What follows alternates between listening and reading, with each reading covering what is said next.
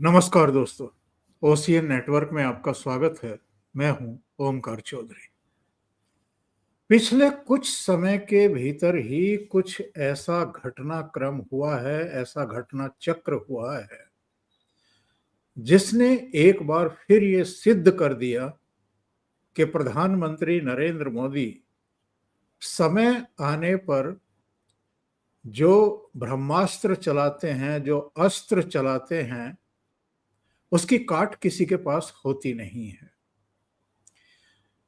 पहलगाम के बाद हमने देखा था 6-7 मई की रात को भी और 9-10 मई की रात को भी पाकिस्तान के होश पाख्ता हो गए थे, और केवल पाकिस्तान के नहीं हुए थे, अमेरिका तक हिल गया था। क्योंकि किराना हिल्स में और नूर खान एयरबेस में उसके कुछ एसेट्स रखे हुए थे, जिसका किसी को पता हो या ना हो, पर हमले के बाद और जब ये दोनों जगह तबाह हो गई, तो अमेरिका की कुल मिलाकर के जो हरकतें सामने आई, उसने पूरी दुनिया के सामने ये साबित कर दिया कि वहां इनकी पूंछ दबी हुई थी, जिस पर मोदी जी का पैर पड़ गया। अभी हाल की अगर हम घटनाओं का जिक्र करें, तो जिस तरीके से उपराष्ट्रपति जगदीप धनखड़ की विदाई हुई है, जिन हालातों में विदाई हुई है, और अभी और क्या क्या होना है किसी को पता नहीं है। पर आप एक बात जरा याद करिए, 2024 में तीसरी बार प्रधानमंत्री पद की शपथ लेने जा रहे नरेंद्र मोदी ने कहा था कि देशवासी तैयार रहें, बहुत बड़े फैसले होने वाले हैं। और तब किस तरह की बातें कही जा रही थी इनकी सरकार के बारे में? अरे ये तो 240 एमपी वाली अल्पमत सरकार है, कभी भी रेत की दीवार की तरह भर भरा करके गिर जाएगी। लेकिन क्या आपको लगता है कि 2014 और 2019 की सरकारों के मुकाबले ये कोई कमजोर सरकार का नेतृत्व नरेंद्र मोदी इस समय कर रहे हैं?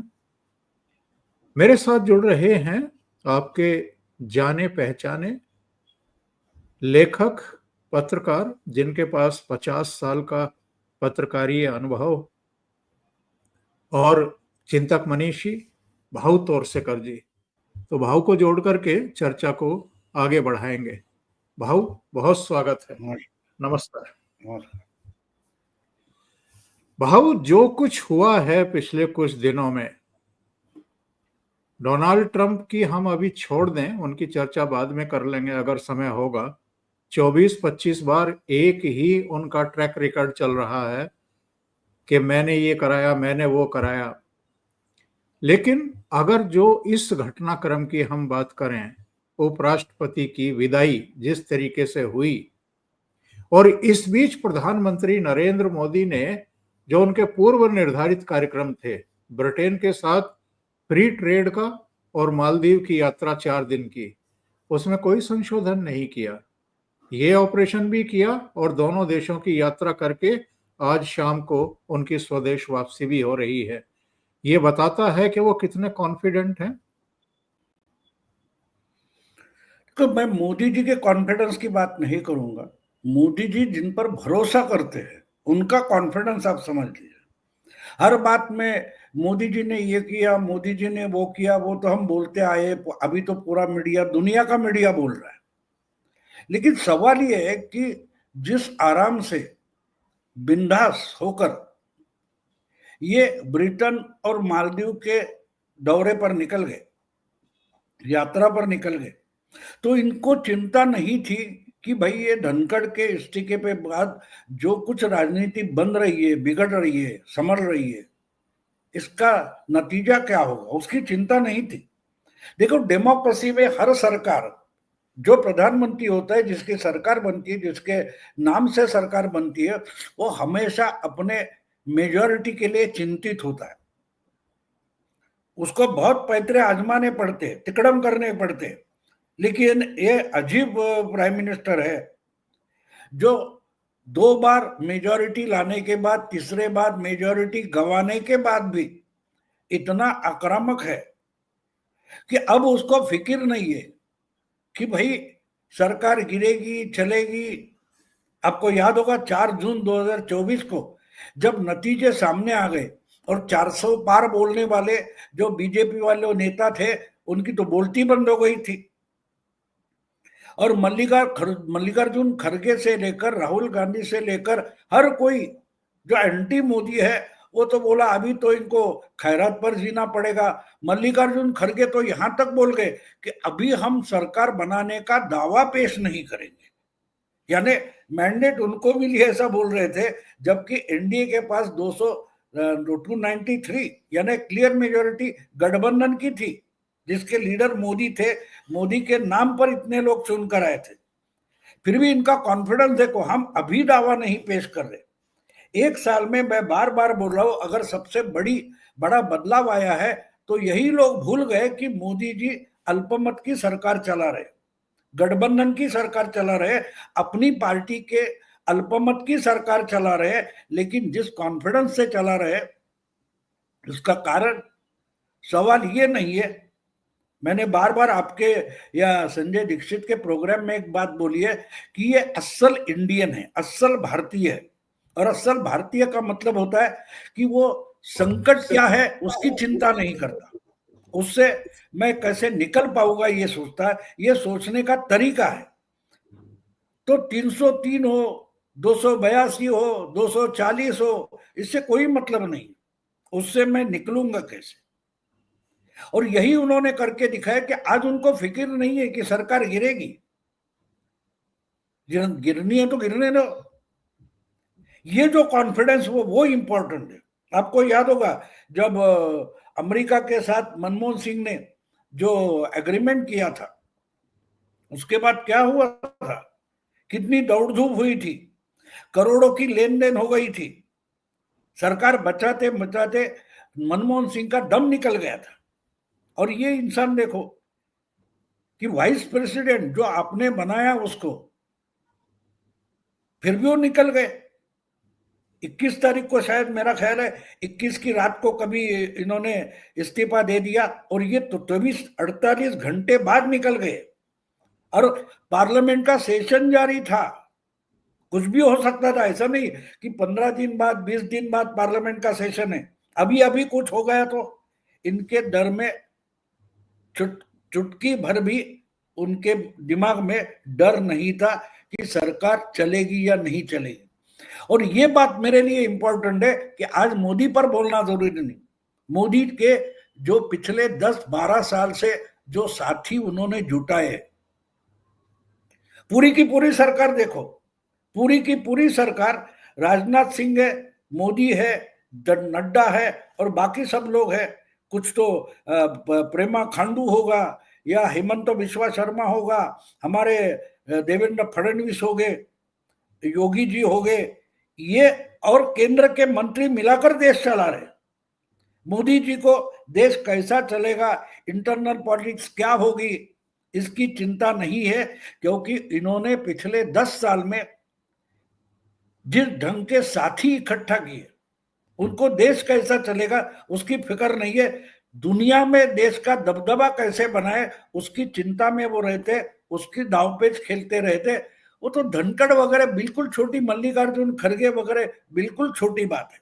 और इसलिए अगर चर्चा करनी है तो धनखड़ का मामला इन बाकी मोदी के साथियों ने कैसे निपटा, इस पर चर्चा होनी चाहिए, इस पर चर्चा होनी चाहिए जरूरी। मोदी जी को आपको याद होगा कि बीच में शंघाई कॉरपोरेशन ऑर्गेनाइजेशन के लिए पहले डोभाल गए थे, बाद में जयशंकर और राजनाथ सिंह गए, मोदी जी गए भी नहीं। लेकिन जो मसौदा बना था उस पर सिग्नेचर तो ना करके आंखें उठाकर राजनाथ ने दिखाई, जयशंकर ने दिखाई, वापस लौट गए। दूसरी बार जयशंकर गए तो उनका स्वागत करने के लिए खुद 20 दिन से गायब था वो शी जिनपिंग सामने आ गया। तो मोदी जी उस पर लगे हुए ना, देश के अंतर्गत धनखड़ क्या करता है। और ये यानी कि बात ये होती है कि राहुल गांधी रोज चिल्लाता है अरे किसके साथ चिल्ला रहा है तू? आप 2020 में नहीं हो, आप लिमिटेड ओवर्स में नहीं हो, आप टेस्ट मैच में नहीं हो, आप गली का क्रिकेट खेल रहे हो और चैलेंज कर रहे गावस्कर को, विराट कोहली वगैरह वगैरह। इतना इन्होंने अपना मजाक बना लिया है और उनकी सराहना करने वाले पत्रकार उसी कारण से मजाक का कारण बन चुके। अगर धनखड़ का मामला हमको देखना है तो हमको चर्चा करनी पड़ेगी मोदी जी के साथियों पर, ना कि मोदी पर, क्योंकि इसमें मोदी कहीं भी मुझे दिखाई नहीं देते। मोदी कहते हैं कि ये तो मेरे साथी निपट लेंगे, इसमें मेरा दिमाग और मेरा टाइम खर्च करना गलत होगा। हाँ, अप्रैल में जब वक्फ पर दोनों सदनों में चर्चा के बाद उसको पारित किया जा रहा था, तब भी मुझे याद है जब एक सदन में पारित हुआ, प्रधानमंत्री देश में थे, लेकिन जब दूसरा सदन उसको पारित करने वाला था तो प्रधानमंत्री थाईलैंड और श्रीलंका की यात्रा पर निकल गए थे और रात को 2-2 बजे तक, 2:30-2:30 बजे तक सदन बैठे, उस पर चर्चा हुई, जिसको जो बोलना था बोले, और फिर मतदान हुआ और दोनों सदनों में पारित हुआ। वक्फ को लेकर के भी तमाम तरह की बातें कही जा रही थी। नायडू धोखा दे देंगे, नीतीश भी दब जाएंगे, चिराग ये हो जाएगा, ये सरकार तो इसी पर गिर जाएगी। लेकिन वो कॉन्फिडेंस उनका तब भी दिखाई दिया था कि विदेश यात्रा पर निकल गए थे। नहीं, मुझे उसमें कोई अजीब बात नहीं लगती। मैं जितना मोदी जी को जानता हूं या जानने की या समझने की कोशिश करता हूं, मैं आपको याद दिलाता हूं कि 2019 का चुनाव खत्म होने के बाद, और मैं ये खुद के यूट्यूब वगैरह चैनल बनाने के पहले की बात है, उससे 5 साल पहले की बात है, शायद सॉरी 2-3 साल पहले की बात थी। 19 का चुनाव के नतीजे आ गए और मराठी में थिंक बैंक नाम का एक यूट्यूब चैनल, मेरा वीडियो आपको उधर भी मिलेगा, आज भी है। तो उन्होंने पूछा था कि मोदी 2.0 कैसे चलेगा। तो मैंने उनको बोला था, ये मोदी 2.0 नहीं है, 2.0 नहीं है, ये देश के बारे में आप पूछ रहे हो तो ये अमित शाह 1.0 है। यानी कि देश का जो मामला है, पूरा देश चलाना है, देश का अंतर्गत पॉलिटिक्स चलानी है, वो अभी अमित शाह चलाएंगे। अब देश के लिए प्रैक्टिकली 2 प्राइम मिनिस्टर है, दिखाने के लिए एक है। तो अमित शाह की एक सरकार होगी जो देश का कारोबार देखेगी और मोदी जी इंटरनेशनल पॉलिटिक्स में डूब जाएंगे। और देखो 5 साल में क्या हो गया, मैं आज नहीं बोल रहा, मेरा वीडियो आपको मराठी में 5 साल पहले, 6 साल पहले का मिल सकता है।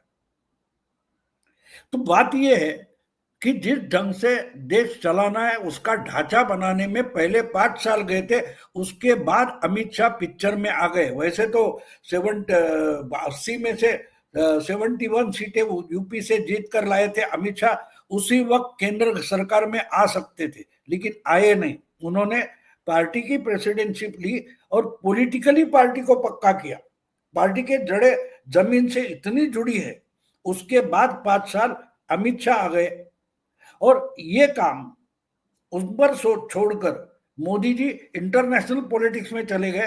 तो आज धनखड़ जैसे जो लोग हैं या जो कुछ कोई मोदी को हैरान करना, परेशान करना चाहते, ये सब चीजें समझ लेनी चाहिए, वरना आपको आप मोदी से टक्कर नहीं ले सकते। मैं बार बार पिछले 10-11 साल से एक ही बात बोल रहा हूं, मोदी को हराना मुश्किल नहीं है, लेकिन हराने के लिए उसको समझना भी जरूरी है कि ये इंसान जीतता क्यों है।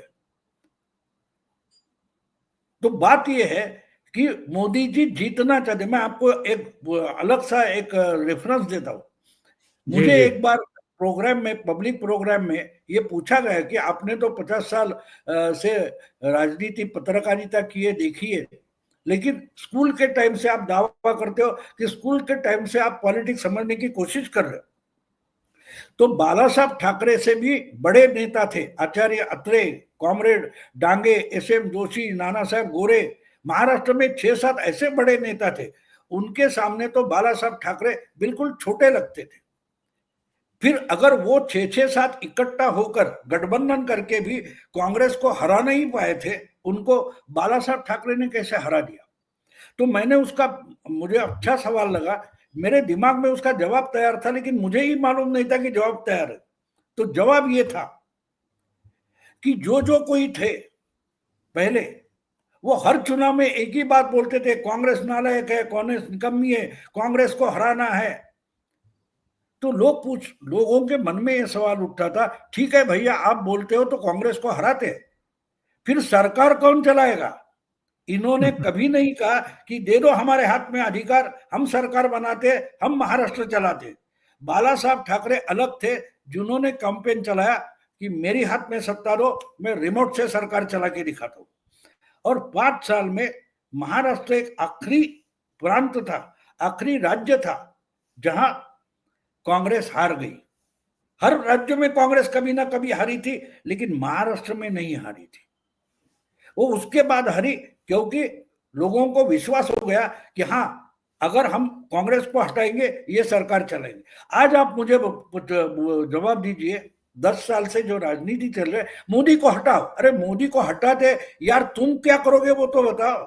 क्या तुम देश चलाओगे? क्या राहुल गांधी देश चलाएगा?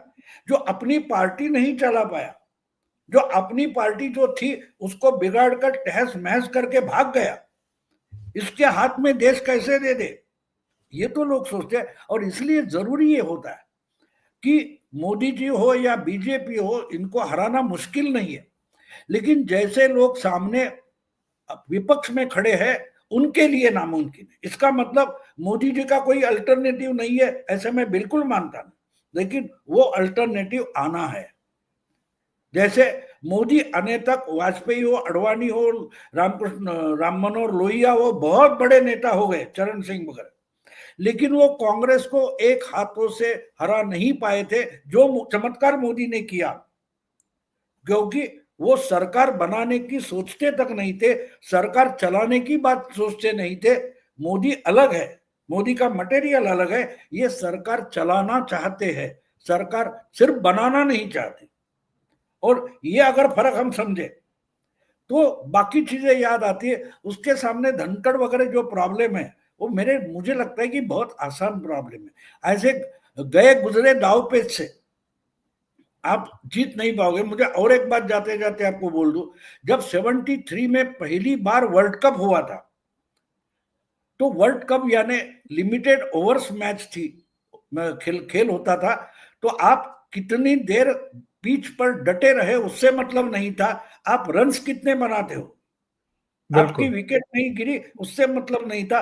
और वही गावस्कर फेल हो गए, 60 ओवर खड़े रहे लेकिन 60 रन्स तक नहीं बना पाए, वही हार का कारण बना। तो आपके दाव पेच अलग अलग गेम में अलग अलग होते हैं, अलग अलग फॉर्मेट में अलग अलग होते हैं। ये जो विपक्ष आज के गेम खेल रहा है पॉलिटिकल, वो सब आउटडेटेड है, ये नए जमाने के है नहीं। इनको नया जमाना आया उसका पता तक नहीं है, पता तक नहीं है। और आसान नहीं होता, मैं भी मानता हूँ। देखो मेरी उम्र 78 हो गई है और अभी भी मैं बकवास करता हूँ, बैठता हूँ, रिकॉर्ड करता हूँ, अपलोड करना मुझे नहीं आता। वो जिस ढंग के बच्चे समझाना चाहते, समझ में आना मुश्किल हो जाता है मेरे लिए। तो अगर आउटडेटेड पॉलिसीज और मेंटालिटी लेकर आप मोदी के सामने जाओ, तो मोदी कितनी लंबी सोचता है, कितनी लंबी। तो ये बात इनको समझना चाहिए, अगर मोदी से टक्कर लेना है। ये पुराने तरीके लेकर धनखड़ को कभी हाथ में पकड़ो, कभी यशवंत सिन्हा को पकड़ो, कभी अरुण शौरी को पकड़ो, ऐसे नहीं होगा। वो होता था, लेकिन वो जमाना चला गया। 2000 के बाद वो जमाना चला गया। बहुत सारी बातें निकल कर के सामने आ रही हैं। शुरू में लग रहा था कि पता नहीं ये हुआ क्या है, लेकिन 24 घंटे के भीतर ही जब सरकार के सूत्रों की तरफ से कुछ चीजें सामने लाई गई, तो फिर पूरा देश हतप्रभ रह गया कि ये सब कैसे हुआ।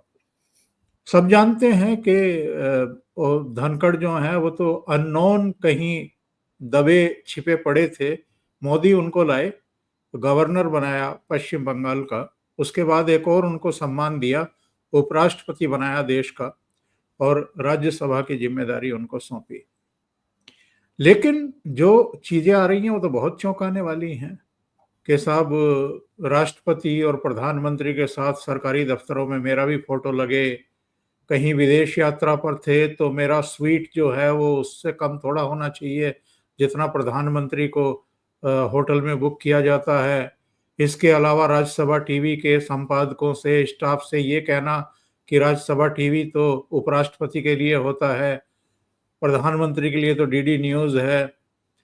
और इसके अलावा भी इतनी सारी बातें अब निकल कर के सामने आ रही है। मेरी फ्लीट में प्रधानमंत्री से कम सुरक्षाकर्मी नहीं होने चाहिए, मेरा प्रोटोकॉल तो सेकंड है, प्रधानमंत्री का तो थर्ड है। ये सारी चीजें और अल्टीमेटली जो घटनाक्रम हुआ उसमें विपक्षी नेताओं के साथ मुलाकातें करना, उनके साथ बैठ के करना लंबी लंबी, और अल्टीमेटली राज्यसभा में विपक्ष के द्वारा जस्टिस वर्मा के खिलाफ लाए गए महाभियोग प्रस्ताव को स्वीकार कर लेना, जबकि उनको मैसेज भेजा गया था कि सर्वसम्मति बनाई जा रही है। ये सब हुआ क्यों? क्या था दिमाग में धनखड़ के? तो देखो, एक बात होती है ना, आपका जो आपके मन में हीन भावना होती है, आप अगर अमेरिका में जाओगे तो हम तो गरीब देश से आए, हम तो भीख मंगे हैं, ये अगर आपकी मेंटेलिटी हो गई तो आप उनको पहले दिन से बड़ा मानने लगते हो। तो आप कितने बड़े हो उससे मतलब नहीं होता, आप खुद को ही छोटा मान रहे हो, वो बड़े होते भी नहीं है। तो ये हीन भावना जो होती है तो वहां से दिखावा शुरू हो जाता है। अब हमारे उद्धव ठाकरे देखो ना, 3 साल हो गए लेकिन वो अभी भी वो मुख्यमंत्री का जो औरा होता है उससे निकल नहीं रहे कि मैंने ये किया, पूरा महाराष्ट्र मुझे अपने फैमिली का एक प्रमुख मानता था। क्या बातें कर रहे हैं, क्या बातें। अगर इतना ये था तो लोग आपको वोट देते ना, कम से कम। आपको कैसे पता चला? लेकिन आप मान लेते मैं अपनी जगह बैठा हूं, मैं वो शेख चिल्ली वगैरह जो कहानियां हैं बिल्कुल ऐसे चलते। तो इनको फिर जब लगता है कि हाँ ये अगर सामने से, अब आपको बता दो, वो सुंदर पिचाई वगैरह किसी के माँ की पर्स वगैरह गिरी थी तो मोदी ने उठा कर दे दी, या किसी के बुजुर्ग महिला के पैर छूते हैं, किसी बड़े बुजुर्ग को, मुझे याद है अर्जन सिंह, अभी वो हयात नहीं है, अर्जन सिंह जो बहुत बड़े एयर मार्शल उनको थे, एयर चीफ मार्शल, तो वो एक प्रोग्राम में आए थे तो एज अ प्रोटोकॉल उनको खड़ा होकर सलामी देना था, तो मोदी जी ने उनको रोका। वो गुस्सा हो गए अर्जन सिंह, बोले नहीं ये मेरा अधिकार है देश के प्राइम मिनिस्टर को सलामी देना, मैं खड़ा रहूंगा। लेकिन वो खड़े रहने गए तो उनको रोकने की कोशिश की मोदी ने, कि उनको रोककर या उनके पैर छूकर मोदी जी छोटे नहीं होते। ये उनको मालूम है मैं प्राइम मिनिस्टर हूं तो मरा हूं, वो दिखाने की जरूरत नहीं होती। जब कनाडा से वापस आते वक्त ट्रंप ने उनको कॉल किया, आते आते आ जाओ, यहाँ चाय पियेंगे, ये करेंगे वो करेंगे, वो बोले नहीं आऊंगा, मेरा प्रोग्राम तय है। तो दिखाने का तरीका है, तू जितना समझता है उतना छोटा मैं नहीं हूं। सही है। अगर ये भावना उपराष्ट्रपति होकर भी इनके मन में खुद के लिए हीन भावना है। मैं हमेशा एक बात बोलता हूं, जो दूसरे की निंदा करता है ना, उसके मन में वो खुद का तिरस्कार पहले करता है कि मैं उससे छोटा क्यों हूं, मैं उससे हीन क्यों हूं।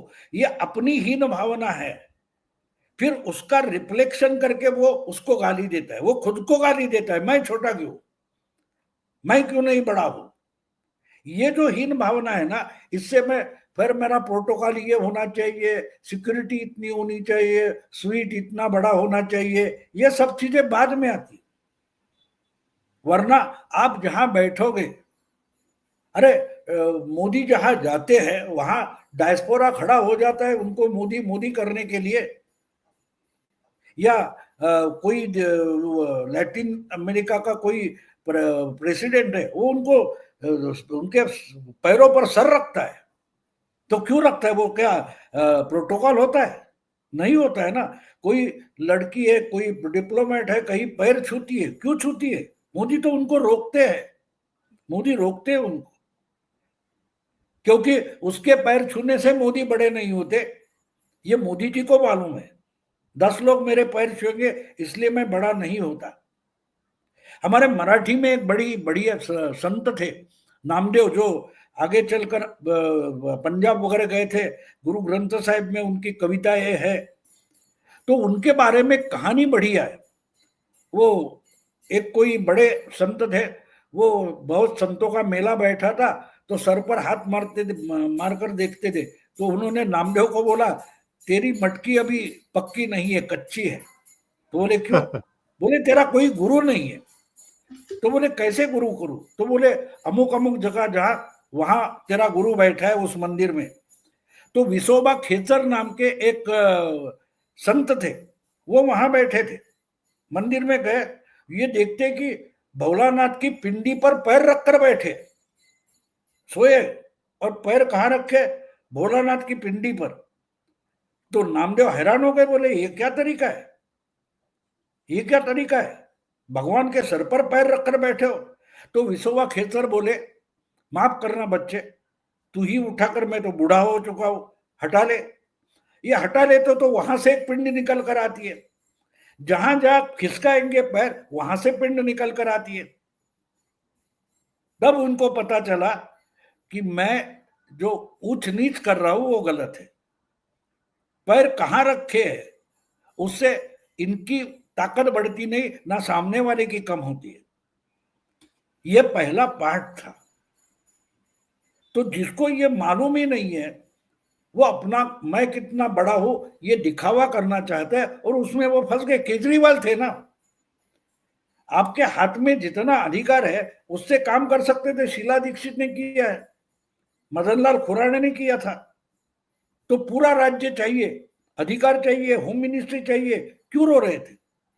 आपका सवाल आपके हाथ में कितना है, वही डीआरडीओ है, वही इसरो है, वो लेकर मोदी जी चल रहे, और दुनिया को 10 साल में कहां से कहां लेके गए कि पूरी दुनिया हैरान परेशान है, ये भारत ने कुछ घंटों में क्या कर दिखाया। अमेरिका और चाइना के हथियार भी निष्काम कर दिए। तो क्या था सही हाथ बात। में? करोड़ों डॉलर नहीं थे, ना साइंटिस्ट थे, वही संस्थाएं थी। तो सवाल यह है कि तुमको लोगों ने मानना चाहिए। अगर ये नहीं समझे तो उम्र बढ़ने से क्या होता है? उम्र बढ़ने से कोई भी बूढ़ा हो जाता है, और बूढ़ा बुजुर्ग हुआ इसलिए ज्ञानी नहीं होता। मुझे बोलने नहीं दिया जाता, मुझसे डरते हैं, मुझको देखकर देखो भाग गए, मेरे प्रश्न का उत्तर नहीं दिया, मेरा माइक बंद कर दिया, मैं एलओपी हूँ, मेरा हक बनता है, मुझे इज्जत नहीं दी जा रही है, मुझे बताया नहीं जा रहा है, ये सब डायलॉग। हे राहुल गांधी के, वो तो चलता रहता है, वो तो चलता रहता। तो मैंने यही तो बोला ना, आप किसी पद पर हो इससे कोई बड़ा नहीं होता। देखो, एकनाथ शिंदे, उनका मुख्यमंत्री पद गया, उनको उप मुख्यमंत्री बनाया, उद्धव ठाकरे ने कितना मजाक उड़ाया, फिर भी पिछले 6-7 महीने में उनको छोड़कर एकनाथ के पास लोग आ रहे हैं ना। क्यों आ रहे हैं? देवेंद्र फडणवीस उप मुख्यमंत्री थे, फिर से मुख्यमंत्री बन गए। तो उन्होंने साफ साफ बोल दिया, आप लोग कितनी भी कालाकांडी करो कुछ फायदा नहीं, हम टीम बनकर काम कर रहे हैं। ठीक है, आज ये बैठा है, कल वो बैठेगा, लेकिन हमको काम महाराष्ट्र की जनता के लिए करना है। तो कौन कहां बैठा है उससे कोई बड़ा नहीं होता, कोई बड़ा नहीं होता। तो ये अगर नहीं समझोगे तो मुझे अरे बोलने की जरूरत नहीं, एक शब्द बोलो, उससे दुनिया बदल जाएगी। आपको आपको एक बात, एक मजेदार बात बोल दूं कि महात्मा गांधी को जब अरेस्ट किया जाता था तो बड़े जेल में या कहीं बंगले में बंद किया जाता था, नजर कैद किया जाता था। तो आज के गांधीवादी एक बात भूल गए कि गांधी सिर्फ उपोषण नहीं करते थे, उपोषण नहीं करते थे, उसके साथ वो मौन धारण करते थे, और ब्रिटिश सरकार उनकी सेहत को नहीं डरती थी। अगर ये मौन छोड़कर कुछ बोल गए तो दुनिया, भारत जलने लगेगा, ये डर था। तो बोलना जो है वो इंपॉर्टेंट नहीं होता है, आप कब बोलोगे वो इंपॉर्टेंट होता है। और कितना बोलोगे। अगर आप रिपीटेडली बोलते रहोगे तो उसकी, अब देखो मुझे याद है एक हमारा निखिल वागड़े, वो बाला साहब के खिलाफ बहुत लिखता था, उनका इंटरव्यू लेने गया और इंटरव्यू में बोलता है कि आप बहुत गाली गलौज करते, मुझे गाली दो। तो बाला साहब बोले, अरे गाली ऐसी नहीं होती भैया, वो अपने आप निकल आती है, तय करके मैं किसको गाली नहीं दे सकता। गाली का मतलब गुस्सा कम से कम शब्दों में निकालना, उसका मतलब गाली होता है। तो तू बोलेगा इसलिए मैं गाली नहीं दे सकता, वो अपने आप निकलती है। तो आपको जो बोलना है वो अगर प्रभावी करना है, आपको याद है जो राज्यसभा में पहले टर्म में मोदी जी भाषण कर रहे थे और रेणुका चौधरी हा हा हा हा हा करके हंस पड़ी थी। हाँ। तो मोदी जी ने क्या उसको जवाब दिया? नहीं बोला, उल्टा वेंकैया नायडू जो सभापति बने बैठे थे उनको बोला, हंसने दो अध्यक्ष महाराज, रामायण के बाद ऐसी हंसी कहां सुनी। तो जो बोले थे वो सही जगह पहुंचा। दुनिया वालों को इन शब्दों में आप छपे हुए शब्द देखो या बोले हुए शब्द देखो, उसमें कोई तो हार्मफुल दिखाई नहीं देता, लेकिन जहां बाण लगना था वो लगा, जख्म तो हो गए, होना था उसको घायल होना पड़ा, चुप बैठना पड़ा। तो ये होता है, अरे तुमको बोलने को बहुत अवसर दिया, लेकिन अगर जिस पटाखे का आवाज तक नहीं निकलता वही पटाखे लगाते बैठे हो तो कितना भी टाइम देने से फर्क क्या पड़ता है।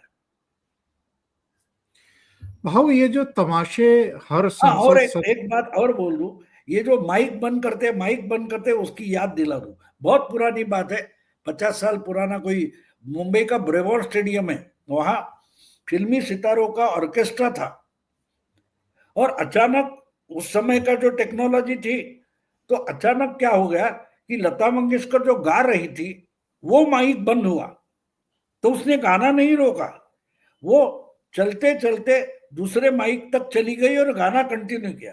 तो माइक बंद करने से कुछ नहीं होता, लोगों को पकड़ के रखने की आवाज में दम था उनके।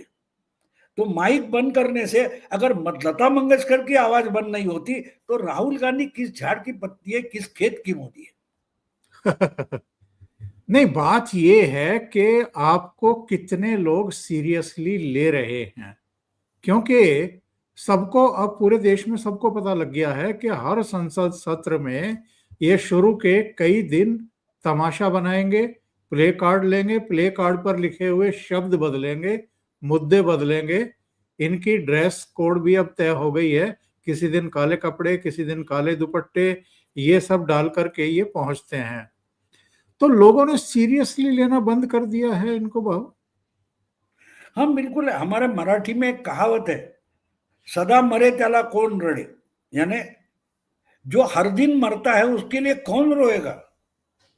आपने देखा होगा अपने रिश्ते में, परिवार में, कहीं अगर दीर्घकालीन बीमारी जिस इंसान की होती है हमारे घर में, तो उसके लिए आहिस्ते आहिस्ते रोना धोना, जो पहले 2-4 दिन, 10-15 दिन, 2 महीने चिंता होती है, वो आहिस्ते आहिस्ते कम हो जाती है, क्योंकि हर दिन का रोना है तो कौन रोते बैठा, बाकी जिंदगी है ना। तो ये भूल जाते हैं कि आप हर दिन वही वही करते रहोगे। अब देखो, आप हो या मैं हूं, हम अगर एक दिन किचन में चले गए, चलो रोटियां पकाते, अरे तवे को हाथ लगे तो चलने से डर जाते हैं हम, फूक बिल्कुल। फूक पर वो रोटी उठा। लेकिन हमारे घर की महिलाएं इतनी आराम से वो भाप निकलने वाली रोटी भी उठाकर पलटती है, उनको क्यों नहीं डर लगता? क्योंकि उनके हाथ भी जलते हैं, लेकिन उसकी वेदनाएं, यातनाएं वो हाथ भूल गए। तो आपको अगर कोई चीज इंपॉर्टेंट रखनी है तो उसका इंपॉर्टेंस रखना जरूरी है, वरना तो घिस जाती है चीजें। पत्थर भी घिस जाते हैं, किले हो, मंदिर हो, हम देखते हैं हजारों साल से दुनिया पुराने हैं, उनकी सीढ़ियां भी पत्थर की है, लेकिन घिस घिस कर निकल जाती है। जितने लाखों लोग उस पर निकल जाते हैं तो पत्थर को जूता भी घिसकर चिकना कर देता है। तो इनको ये समझ में आना चाहिए कि क्या मैं इंपॉर्टेंट कोई बात कर रहा हूं या नहीं कर रहा हूं। अगर नहीं कर रहा हूं तो नहीं बोलना चाहिए। कहाँ बोलना है, क्या बोलना है, इसकी ही जानकारी जिसको नहीं, और उनका तरीका देखो। ये जो दिखावा करते हैं उससे शब्द मारे जाते हैं, शब्द मारे जाते हैं। दिलीप कुमार हो, अमिताभ बच्चन हो, उनको देखो, वो एक्टिंग ही करते हैं, लेकिन जिस ढंग से जो डायलॉग की डिलीवरी करते हैं, वो शब्दों को वजन आ जाता है। हम वो डायलॉग पढ़े या हम बोले और अमिताभ बोले तो फर्क पड़ता है ना, फर्क पड़ता बिल्कुल। है ना। तो ये अगर इनकी समझ में नहीं है तो इनको भाषण और लोगों को शब्दों से मुझे एक बहुत जाने दो का फिल्म की कहानी यहाँ नहीं बताऊंगा, लेकिन शब्दों का इंपॉर्टेंस कितना होता है मुझे। और एक, हाँ, एक शब्द, जब इमरजेंसी इमरजेंसी लगी थी तो मुझे याद है, उस समय की बात है, इंदिरा गांधी का चुनाव इलाहाबाद हाईकोर्ट ने कैंसिल कर दिया था। तो दुनिया की नजर थी उस पर। तो टेलीप्रिंटर पर जो पहली खबर आई उस दिन 12 जून 1975, तारीख याद है मुझे, 12 जून 1975 की बात। और टेलीप्रिंटर खड़खड़ खड़खड़ खड़खड़ हो गया, flash flash flash, snap snap वो स्नैप, एक वर्ड आया था, सिर्फ एक एक वर्ड आया था, दो तीन नहीं, सिर्फ एक वर्ड, अनसीटेड। क्योंकि रेफरेंस संपादकों के, पत्रकारों के दिमाग में था, इंदिरा बिल्कुल। गांधी का चुनाव कैंसल हो गया, अनसीटेड, एक वर्ड आ गया। और मुझे आज भी याद है उस दिन का जो मुंबई में अंग्रेजी इवनिंगर था, इवनिंग न्यूज ऑफ इंडिया, उन्होंने सिर्फ वही वर्ड 5 कॉलम में बड़े टाइप में डाला था, अनसीटेड। तो कितना बोलते हो उससे मतलब नहीं होता, क्या बोल रहे हो, वो संदर्भ से, रेफरेंस से है या नहीं। अगर रेफरेंस से नहीं है तो बहुत सारा कुछ बोलो, कुछ भी नहीं। हमारे मराठी में कहा जाता है, रात्रभर ऐकली गीता कालचा गोंधळ बरा होता, यानी रात भर गीता पर प्रवचन सुना और उस गंवार को पूछा सुबह, अरे रात भर क्या चल रहा था, बोला एक नौटंकी चल रही थी, बढ़िया थी। यानी गीता और नौटंकी, उसका फर्क ही उसको मालूम नहीं। तो कितना बोलोगे उससे मतलब नहीं है, उस बोलने का कुछ मायने है कि नहीं। भाऊ, आपने एक ऐसा ऐसा उदाहरण दिया अभी कि नौटंकी और उसमें उसको अंतर नहीं पता था। राहुल गांधी को कौन सा पता था कि प्राण प्रतिष्ठा समारोह में नाच गाना नहीं हो रहा था। ये नाच गाना बता रहे थे कि वहां पे नाच गाना हो रहा था। ऐश्वर्या तो रहना। हाँ, जबकि ऐश्वर्या वहां थी भी नहीं। भाऊ, ये क्या अभी तक भी मोदी को नहीं समझ पाए हैं? वो 13.5 साल गुजरात के मुख्यमंत्री रह चुके, 11 साल से ऊपर अब एज प्राइम मिनिस्टर हो गया। ये मांग कर रहे थे कि मोदी को बोलना चाहिए पहलगाम जेनोसाइड पर और ऑपरेशन सिंदूर पर, और ये कह रहे थे कि सब्स्टिट्यूट नहीं चलेगा, मोदी जी को खुद बोलना चाहिए। और मोदी जी अब राज्यसभा में हस्तक्षेप करने वाले हैं, बोलने वाले हैं। और जब मोदी जी बोलते हैं तो सब ये जानते हैं निकल कि जाए। कितनी कितनी तैयारी के साथ आते हैं वो। ये सुन नहीं पाते हैं, भाग खड़े होते हैं। तो वो तो केवल पहलगाम या आतंकवाद या नक्सलवाद या ऑपरेशन सिंदूर पर बोलेंगे नहीं, जब बोलेंगे वो तो इनके कच्चे चिट्ठे खोलेंगे सारे, और ये सुन नहीं पाएंगे, भाग खड़े होंगे।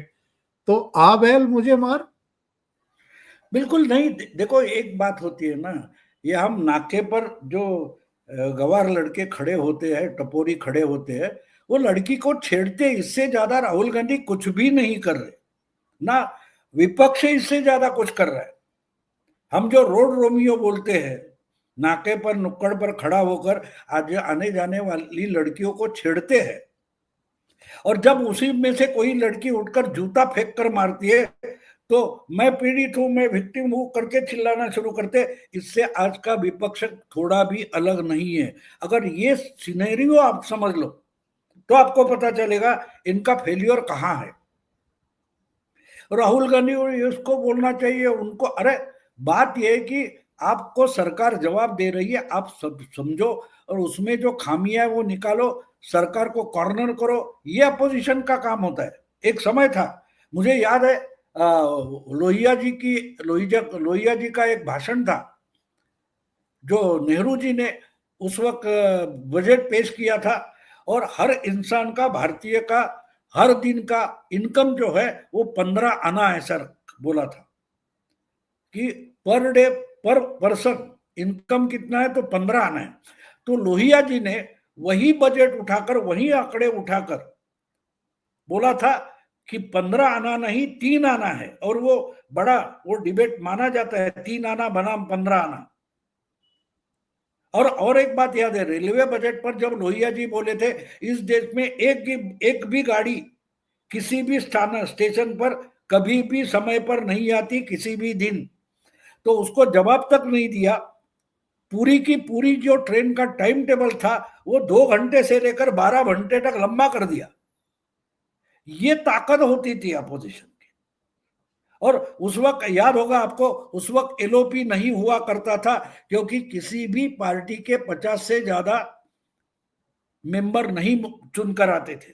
पहली बार लोकसभा में एलओपी बना, उसका नाम राम सुभग सिंह है, जो कांग्रेस टूटकर कांग्रेस ओ बनी थी, उसके लीडर करके उनको लीडर ऑफ अपोजिशन का रिकॉग्निशन मिला था। उसके पहले लोकसभा में अपोजिशन लीडर ही नहीं था, लेकिन फिर भी अपोजिशन इतना तगड़ा था कि उसको सरकार डरती थी। अगर ये इतिहास ही जिसको मालूम नहीं है, ना अपनी पार्टी का ना देश के पॉलिटिक्स का, उससे आप क्या एक्सपेक्ट कर सकते हो? उनसे कुछ एक्सपेक्ट मत करो, टाइम पास चल रहा है, एंजॉय करो, मजा हो रही है। और आखिर में ये जरूर जानना चाहूंगा भाऊ, अभी तो बिहार को लेकर के छाती पीट रहे थे ये लोग, पटना विधानसभा से लेकर के देश की संसद तक में प्रदर्शन कर रहे थे रोज रोज, एसआईआर नहीं चाहिए। अब तो चुनाव आयोग ने कह दिया कि पूरे देश में होगा, अब क्या करेंगे? और ममता बनर्जी जो कह रही थी कि पश्चिम बंगाल में नहीं होने दूंगी, नहीं होने देंगी तो जाएंगी। नहीं, देखिए, ये एक बात होती है ना, हमें एक बात समझना भी जरूरी है कि हमेशा जो शैतान होता है वो अपना जो मौत है, अपना जो खात्मा है, वो इनवाइट करता है, वो इनवाइट करता है। सर्टन जगह जाकर रुक जाए तो अगली कार्रवाई शायद खत्म हो सकती है, लेकिन वो होने नहीं देता। वो खत्म होने तक वो आपको छेड़ता रहेगा और खुद को मोक्ष आपके हाथों ही पाएगा। ये खासियत होती है जो शैतान होते हैं। और हर शैतान के लिए कोई मसीहा तो पैदा होता है। संभवामि युगे युगे का मतलब क्या है कि कोई शैतान होगा जो पूरी दुनिया की मानव जाति का जीवन तहस महस करने की सिचुएशन लाएगा, तो जो भगवान होता है उसका अवतार लेना पड़ता है। तो ये हम दुनिया के स्तर पर, मानवता के स्तर पर देखते हो तो ये तो जिंदगी में छोटी छोटी बातों पर आ जाता है ना। पुलिस भी किसी को अगर उठाकर पीट पीट कर, अब बुलडोजर बाबा बोल रहे हो, ये हालत किसने बनाई?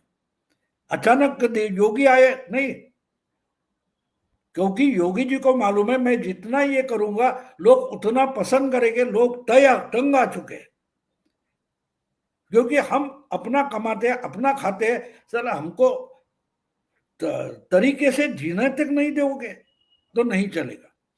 तो ऐसे हुकुम शाह को लोग स्वागत करते। जग में जहां जहां हमने तानाशाह आए हुए देखे, उसका कारण नालायक डेमोक्रेसी होती है। डेमोक्रेसी जब नालायक होती है तो पहली बार शैतान पैदा होता है, और उसको खत्म करने के लिए बाद में भगवान अवतार लेते हैं।